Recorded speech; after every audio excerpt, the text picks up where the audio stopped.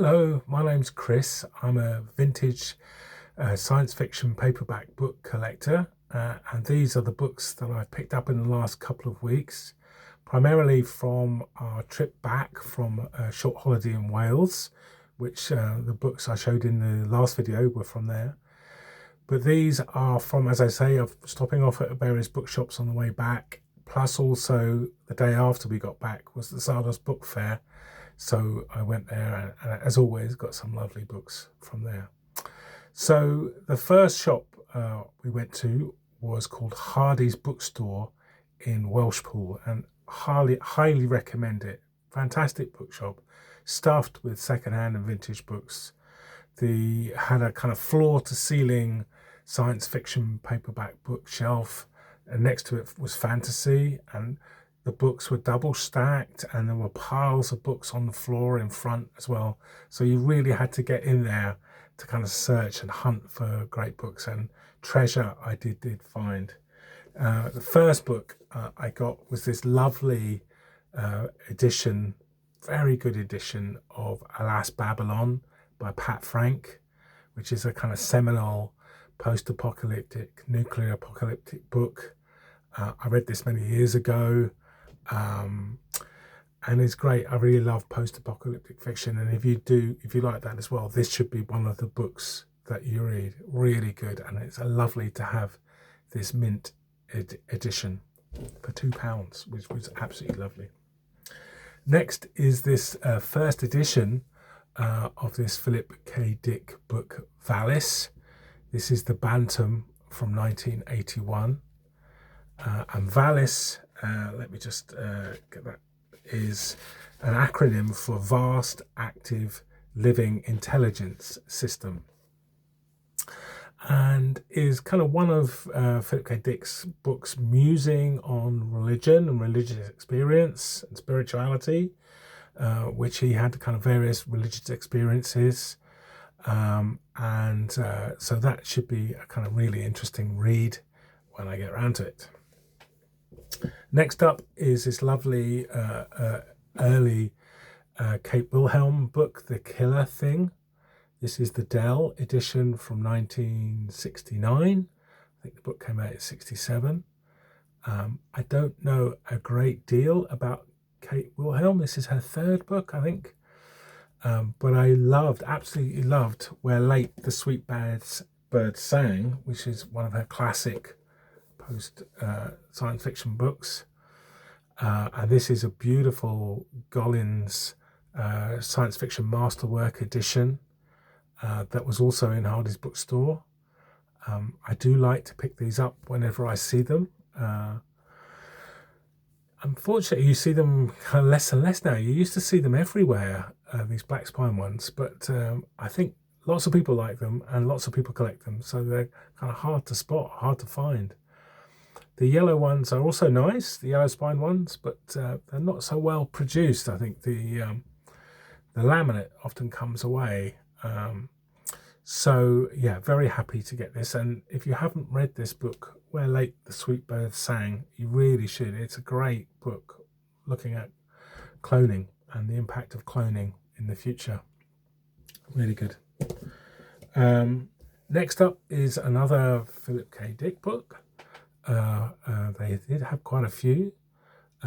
Lovely Peter Ellison cover there. This is the 1979 Arrow edition.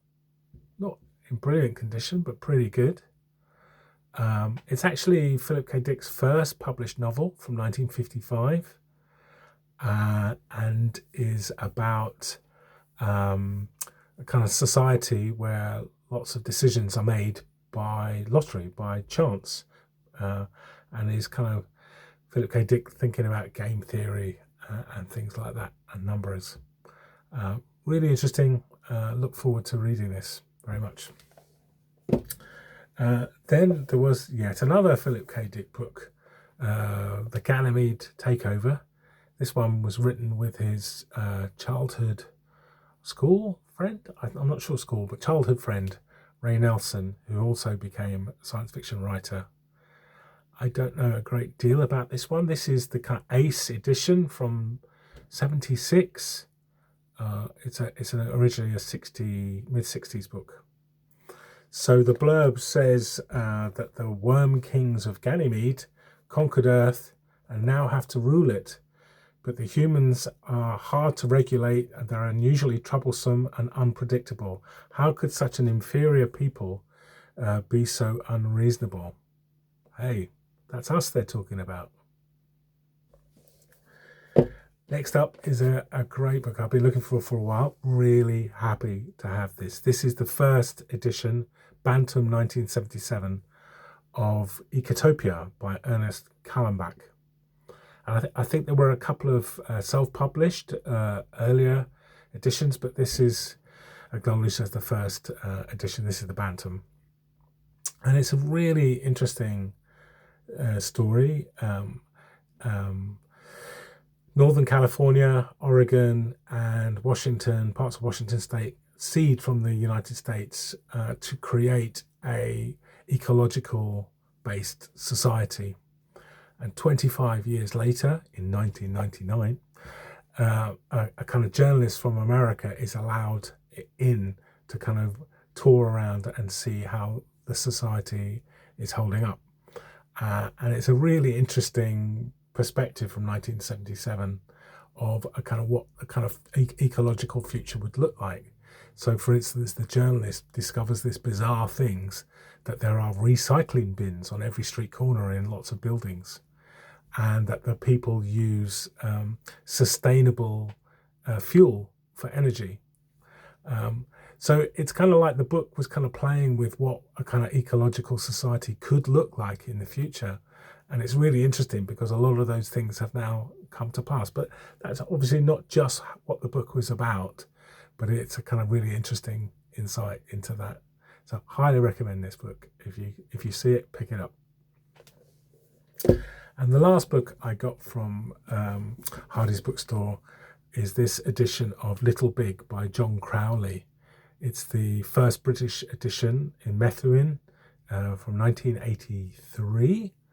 I do, people who've seen the videos know how much I like John Crowley. I really like his writing. Really interesting, well-written books. Fantastic. I do have a copy of this, but it's really battered, literally falling apart. So I was really pleased to grab this first edition. Not in the best condition, but pretty good. But I was kind of disappointed when I got home. So, the text is really faint, really small. It's only like bits of the text in the middle of the page. There's lots of white space on the outsides of the page. So I don't know. I do wonder why this book isn't more well known. Maybe just, the first edition was so hard to read, it didn't get many readers. I don't know. So those were from Hardy's bookstore. I'll put all the details of the bookstore in the blurb below. Highly recommend it if you're nearby to pop in. Even if you're not nearby, go to it. It's great. And the owner said that they were going to have a book festival. Sorry, a science fiction book festival in mid-November. So I'll put the details in the blurb below. So we then travelled on to Book Llangollen, which is a bookstop in Llangollen, which is a converted cinema. So downstairs was a very posh coffee shop, which was mostly empty. But upstairs and at the back where the cinema was absolutely, again, stuffed with great second-hand books. And they had a really nice science fiction section. I didn't grab too many because we didn't have much time and I was getting tired. But I did pick up this 1979 Sphere edition of Philip Jose Farmer's Flesh. Now, this is a little bit of a notorious book. The first edition has an absolute fantastic cover. Beacon Books from 1960. Go look it up. It's a brilliant cover. Highly sought after book if you ever come across it. The first edition from 1960. So it's about a group of astronauts who return to Earth, and because of relativity, they've come back 200 years in the future. And society has greatly changed. It's a neo-pagan society. and the astronauts are worshipped as gods and have to have sex a lot with all the population. So it's a bit of a smut fest, if you like, and was kind of a bit criticised for that. And Farmer kind of stung a little bit, I think, revised the text. And this is the revised text. A ribald classic, as it says here on the jacket. Next is this really lovely edition of Split Image by Reed the Ruin. Now, I have to admit, I thought Reed the Ruin was some kind of pseudonym, like Read the Room or something. But that is his name. He's a writer, but he's also a bit part actor. He's appeared in Doctor Who and the Avengers TV series in the 60s.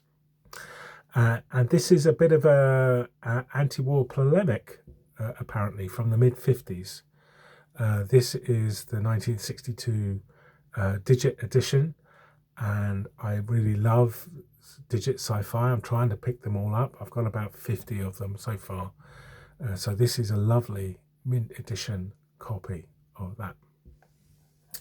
And they also had a lovely copy of a book that I've been looking for a while, 8-Man Spaceman, by Leon Stover and Harry Harrison, or edited by them.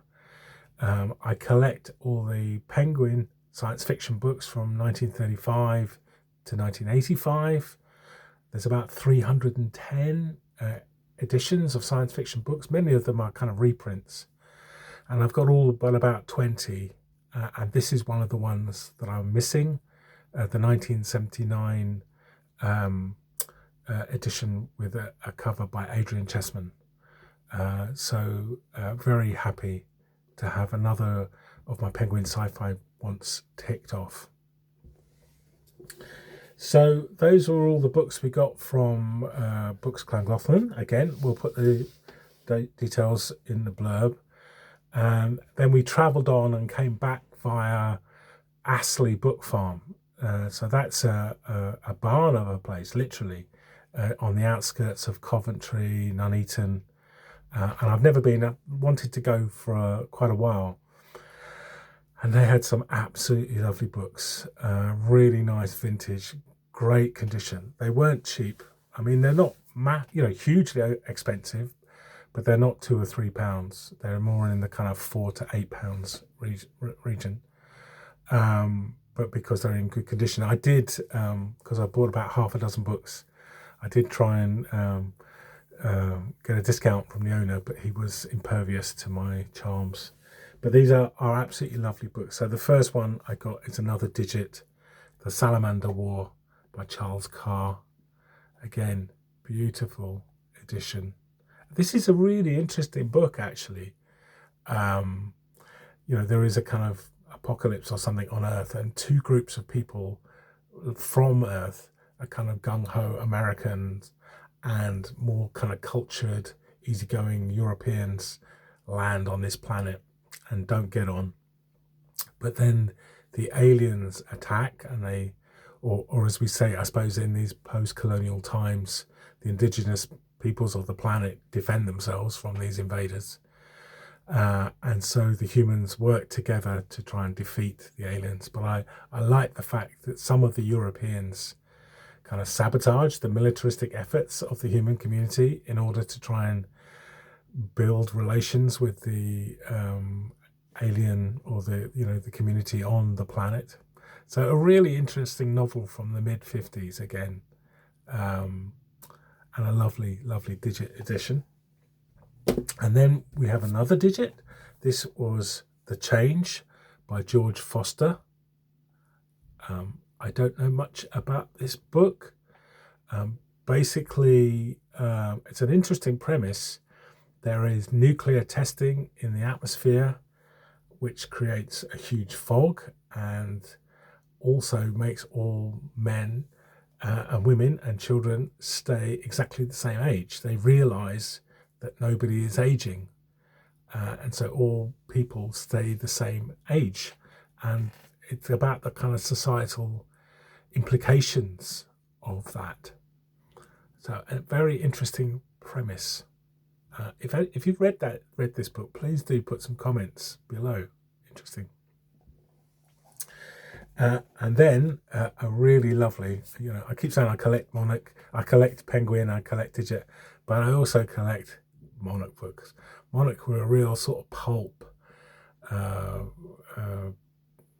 publisher from the 60s, and I like their sci-fi books in particular. And look at this, absolutely gorgeous. The Hamlin Plague by A. Bertram Chandler. I did write down, it's Robert Maguire is the name of the cover artist. This is from '63, so it's exactly the same age as me. Lasted a lot better. And I'll just read a bit of the blurb. It says, huge mutants, half rat, half human, begin to take over the world, stealing children for slaves and destroying whole cities and their populations. Come on, who wouldn't want to read that? Absolutely beautiful. And then yet another, Philip K. Dick, this time The Clans of the Alpha Moon. This is an ace from 1967, I believe. Really Ed Valgutitz, cover artist. And this is about a kind of planet who, or a society where the planet is occupied by people with, schizophrenia and mental health problems. So a kind of interesting book. I should know more about the book, but I don't. And then the last book from Astley Book Farm is this beautiful pan in the kind of lozenge edition, as we're learning to call them. The Exile Waiting by Vonda N. McIntyre. Again, absolutely mint condition. And this book is setting a kind of dystopian future, a very devastated world, and a young woman is trying to gain her freedom, gain independence, and the reviews say it's quite a difficult read. So yeah, lovely book. And then finally, I've got about half a dozen more. As I say, I went to Zardos Book Fair. I'm very lucky to live not very far from Zardos, and I found some lovely books there from Morris.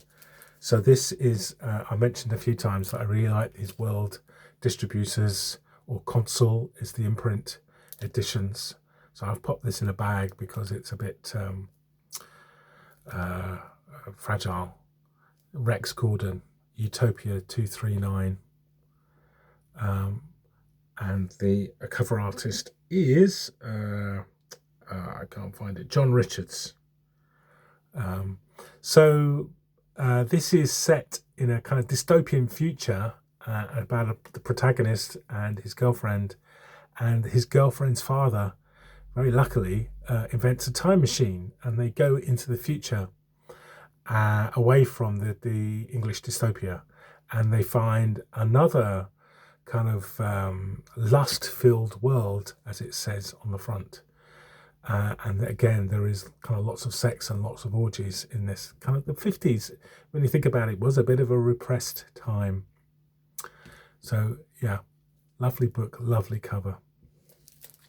Then another fantastic digit. This is The Man with One Head. Look at that cover. This is by Denzel Barr. I mean, that to me looks absolutely like Roger Moore in the middle of there. Artist unknown, unfortunately.